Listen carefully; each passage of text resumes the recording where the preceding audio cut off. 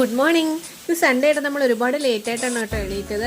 ഇന്ന് ആർക്കും എങ്ങും പോകണ്ടായിരുന്നല്ലോ, അപ്പോൾ അലാറം ഒന്നും ഇല്ല, നമ്മൾ സുഖമായിട്ട് ഇറങ്ങിയിട്ടോ. എണീറ്റ പാടെ തന്നെ അവർ കുറുമ്പിയായിട്ട് മുറ്റത്ത് ഇറങ്ങിയിട്ടുണ്ട് കേട്ടോ. അതിനുശേഷം നമുക്കിന്ന് ബ്രേക്ക്ഫാസ്റ്റിന് പഴകഞ്ഞിയായിരുന്നു കേട്ടോ. ഇന്നലെ ഉണ്ടാക്കിയ ചക്കയും ചിക്കൻ കറി കഞ്ഞി അടുപ്പത്തും വെച്ച് കോഴികളെ അങ്ങോട്ട് തുറന്നു. കോഴികളുടെ എണ്ണമൊക്കെ കുറഞ്ഞു വരുന്നുണ്ട്. കുറച്ചിനൊക്കെ കൊന്നും തിന്ന് കുറേയൊക്കെ ചത്തും പോയിട്ടോ. ഒരു റൗണ്ട് കറക്കൽ കഴിഞ്ഞ് വന്നപ്പോഴത്തേക്ക് ഏട്ടൻ ബീഫായിട്ട് വന്നേ. ബീഫൊക്കെ വേഗം തന്നെ അരിഞ്ഞു വന്നിട്ട് ഇത് കുറുമ്പിക്കുള്ളത് മാറ്റിയും വെച്ചു. പിന്നെ ചക്ക വെട്ടി ഏട്ടൻ തന്നെ ചക്കയും ക്ലീൻ ചെയ്ത് തന്നു കേട്ടോ. പിന്നെ കുറച്ച് കുഞ്ഞാറ്റയും കൂടി ഏട്ടനോട് സഹായിച്ചിട്ടുണ്ടായിരുന്നു കേട്ടോ. ഇത് തന്നിട്ടുണ്ട്. ഇനിയിപ്പോൾ അത് കറി വെക്കേണ്ടത് എൻ്റെ ഡ്യൂട്ടിയാണ്. അപ്പോഴത്തേക്ക് നമ്മുടെ പൂമ്പാറ്റക്കുട്ടി കുളിച്ചിട്ട് വന്നിട്ടുണ്ട് കേട്ടോ.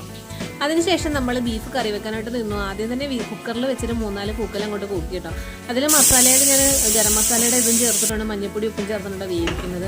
അതിനുശേഷം മസാലയൊക്കെ റെഡിയാക്കി, മസാലയ്ക്ക് മുളകും മല്ലി നല്ല ഉപ്പൊക്കെ ഉണ്ട് കേട്ടോ ചേർത്തിട്ടുള്ളത്. പിന്നെ നമ്മൾ കറി പാകമായി വന്നതിന് ശേഷം കുരുമുളക് പൊടിയും ചേർത്ത് കൊടുക്കുന്നുണ്ട് കേട്ടോ. അപ്പോൾ ഏതായാലും വീണ്ടും നമ്മുടെ കറിയൊക്കെ സെറ്റായി കുക്കറിൽ ഇങ്ങോട്ടൊക്കെ തട്ടിച്ച് സെറ്റായി വെച്ചിട്ടുണ്ട്. അടിപൊളിയായിട്ടപ്പോൾ വെന്ത് വന്നിട്ടുണ്ട്. ഇത് നമ്മുടെ കുറുമിക്കുള്ളതാണ് കേട്ടോ. കുറുമിക്ക് മഞ്ഞപ്പൊടി ഉപ്പും ചേർത്താണ് വേണ്ടത്. അപ്പോഴത്തേക്കും നമ്മൾ ചക്ക അടുപ്പത്ത് കയറ്റി വെച്ചിരുന്നു. ചക്ക മഞ്ഞപ്പൊടി ഉപ്പിട്ട് വേവാൻ വെച്ചു കേട്ടോ. അന്നേരത്തേക്ക് നമ്മുടെ ബീഫ് ഉണക്കുന്ന സെറ്റായി വന്നിട്ടുണ്ട് കേട്ടോ. നല്ല കുരുമുളക് പൊടി ഈ സമയത്താണ് ഞാൻ ഇട്ട് കൊടുക്കുന്നത് കേട്ടോ. നല്ല തേങ്ങാക്കൊത്തൊക്കെ ഇട്ട് വരട്ടി നല്ല ബീഫ് റെഡി ആയിട്ടുണ്ട് കേട്ടോ. അവിടെ തന്നെ അത് മൂടി നമ്മൾ അങ്ങോട്ട് മാറ്റി വെച്ചിട്ടുണ്ട് കേട്ടോ.